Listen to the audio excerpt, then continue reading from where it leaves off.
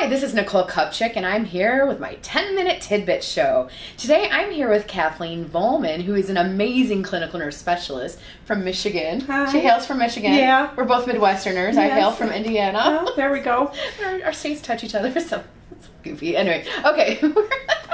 We're at the Society of Critical Care Medicine in San Antonio, and Kathleen was generous enough to sit down with me and do a couple interviews. So there's going to be 2 videos. Please check out the video we did on oral care. She shared some really interesting information. But now we're going to chat about pressure injuries. And we all know this is a really big deal for patients. Yes. When they get pressure injuries, and we know that there's a lot nursing can do to prevent them. So. And one of the things people say, oh, you know, this patient was so sick, they were going to get one. And there are probably about 4% of the population that has really nasty protoplasm that no matter what you do, they'll break down. What percent do you think that is? I think it's 4 to 5%. So it's really a small percentage. It Okay. is. And most of the research literature and most of the opinion leaders in pressure injuries will say a similar thing. Okay. So we shouldn't use that as an excuse. No, and I think the other piece that is real, but we also have to put it in context, is the concept of skin failure. Okay. It's not designated yet as an official from a CMS and a coding perspective. Okay. But the skin's an organ. It is. And so when the body is shunting blood away in order to save the rest of the organs, the skin is the place it starts. And so if there's no perfusion there, patients are set up. And that makes so much sense. I've never heard that term, skin failure. Yeah. But it completely makes sense. Heart failure, your lungs fail, your kidneys fail, your skin can fail. Yes. And what makes the skin fail? Well, it's lack of perfusion. Yeah. So makes they sense. don't get the nutrients that they need because the blood's shunted elsewhere. Okay. And so you can minimize the risk of having an impact, but that's where you may see deep tissue injury and things like that because it's happening from the inside out. But it's not classified yet, and so there's a lot of challenge of what do we really own in preventing the pressure injuries, how much is the disease state. Okay. But probably the biggest thing that I've spent my career on in pressure injuries is getting nurses over the concept that this patient's too hemodynamically unstable for turning. Yeah. And let's just be honest, we've all been there. We've all been there where we're like, oh, can't touch the patient. But there's little things you can do. Yes, well, and there's science. So I've published on this. Really, it's the concept that the patient equilibrates to the position they hang out in. And so if they stay on their back all the time without any kind of movement, they're going to get used to that, and they'll be more unstable when you try to move them. Okay. And so the key is training them to turn. Whether you do that with incremental increases in microturns, so you start small and then increase using a wedge, or train them on continuous lateral rotation therapy. Sure. So that's normally my only indication is pulmonary based for rotational therapy, but I do have a single indication that if they're manually hemodynamically unstable for turning, that I put them on a bed and I train them. Yeah, and one of the things I've always wondered is, I remember probably like the late 90s, early 2000s, there were beds that were offering kinetic therapy that did a lateral rotation therapy, and it just never seemed to totally catch on. Well, part of it, in terms of the technology, the kinetic 62-degree turn, where the patient got sort of strapped in, that hung out in the world of trauma and neuro, because they had to keep the head and the spine straight. Sure. But it's not easy to care for patients on that bed. Wait, can we just say the brand or no? The old Stryker frames, is that what you're talking about? No, not the Stryker frames. Because those were for spinal injuries, right? Yes, but that was more for proning. Okay, got it. The Stryker frame, whereas you're talking about the rotarest.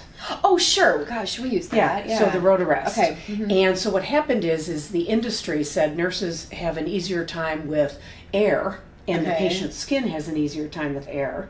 So let's see if we can move the rotational therapy into an air-based. Okay. And that's where it moved to continuous lateral rotation using air, away from And so that was adopted more readily. Oh, got it. But okay. the one of the things I want to bring up is it should not be used for skin. It is okay. not your Q2 hour turning automated. It really is pulmonary or hemodynamic instability. Got it. It's imperative. And by the way, if you're still using pillows to try and prop somebody, we use that in Florence Nightingale in the Crimean War. Yeah. It was stuffed with crappy straw. Now they're stuffed with crappy foam. Yeah. They don't work.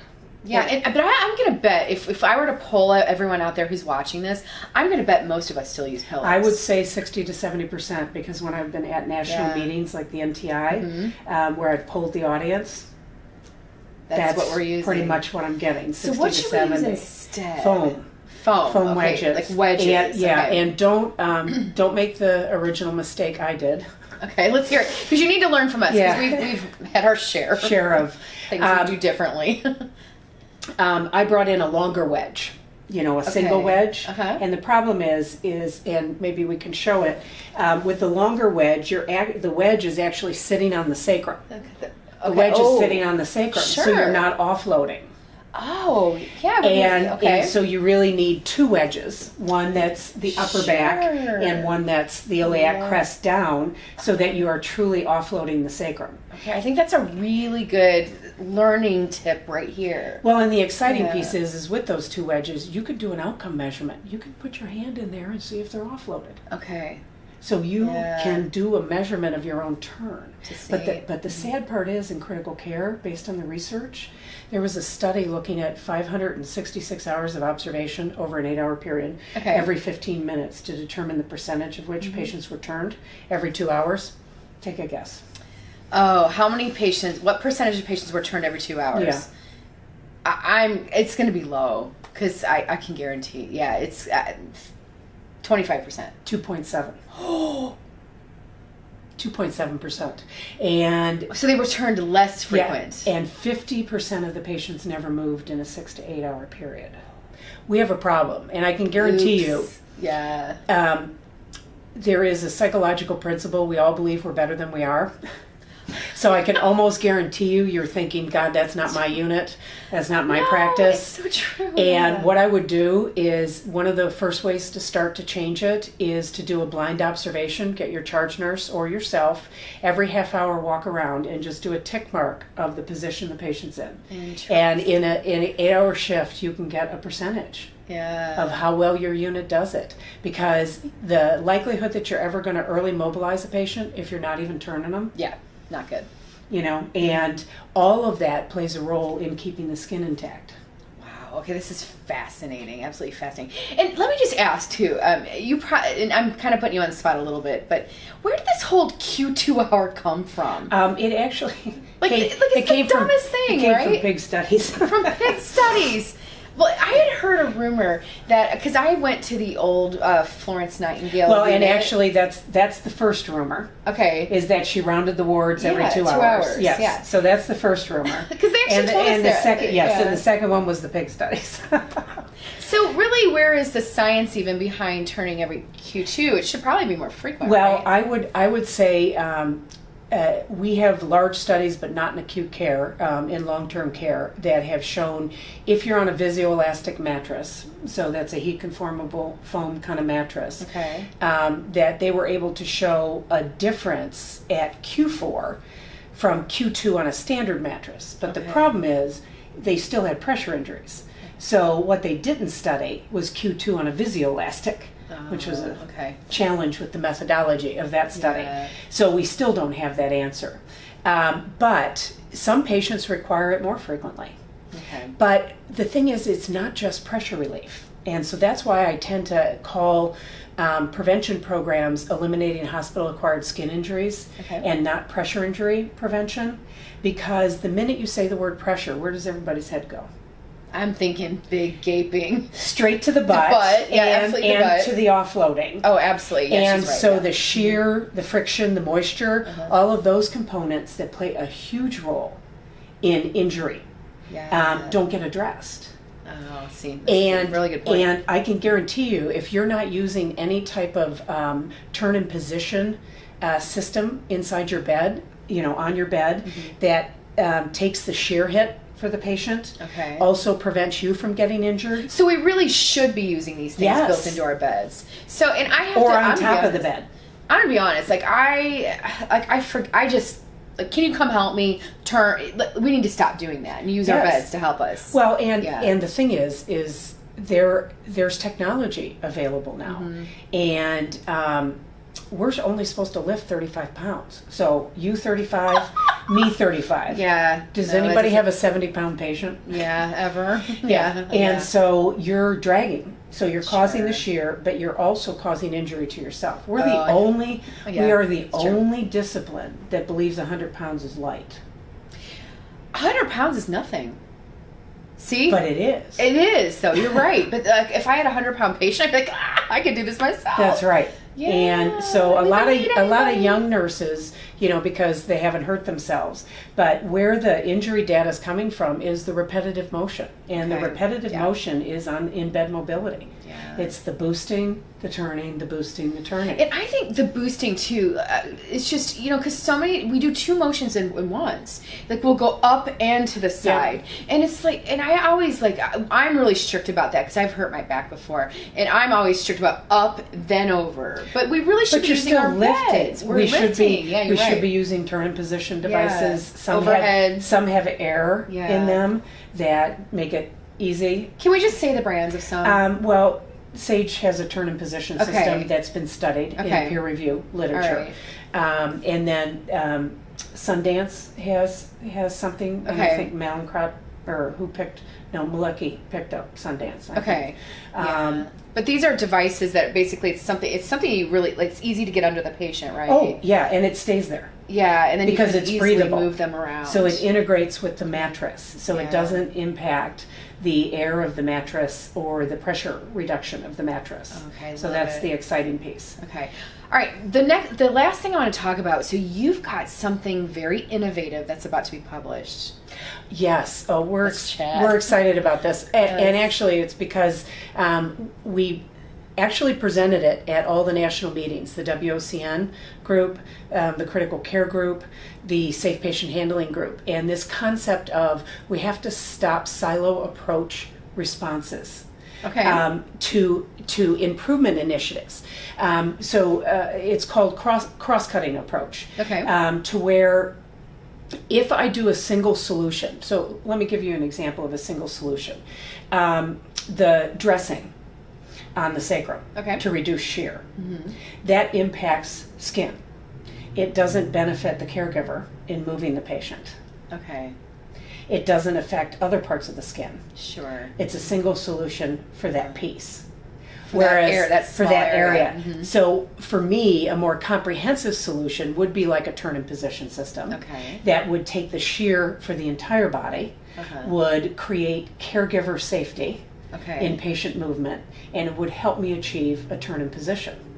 Okay. So it's not just one thing, you target everything. You target, and so what we are publishing, and it's going to be in critical care nursing clinics, I believe, or quarterly. Sorry, I'm trying to remember. But it's the front article for a mobility and safe handling guest series that's being done out of the University of Michigan.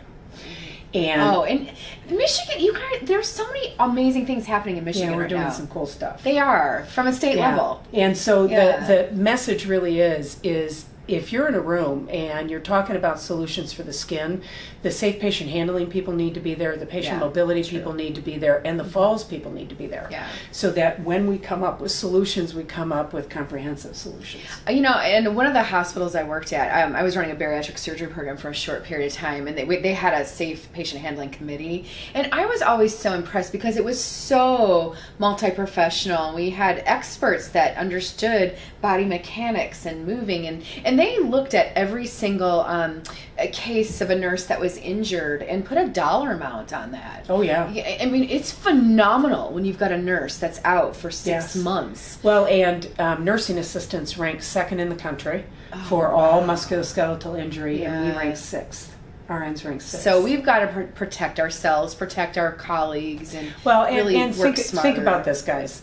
How many of you have those lovely garbage cans that the city comes around and picks up with the fork? Oh, sure. Yeah. Okay. Yeah. So your municipality they do a better job than does a better job than we do. It's true. It's true. They have the thing that goes whoop whoop, so that the garbage workers' backs weren't hurt. Yeah, but it's not. What is a human?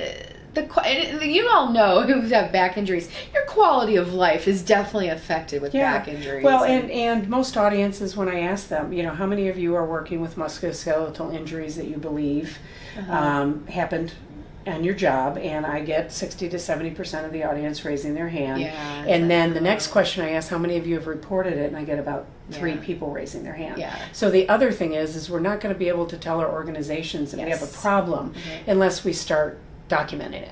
No, and it's so fascinating because I was just saying to Kathleen, I'm actually going for a back massage this afternoon because the flight has put my back into almost spasm. And this is not from anything else but 25 years of lifting, dragging, pulling. Yes. Yep. Oh, that has an additive effect. Absolutely. So I think fascinating. Hopefully I can get maybe the link so I can tell people where your article is published and really lead them to it because I think this is so important. Really quick, what about the wedges? Because people always ask me, like, I'll talk about things like, where do you get this stuff? Where did you get the wedges? Well, actually, a long time ago, I searched the internet and found a company.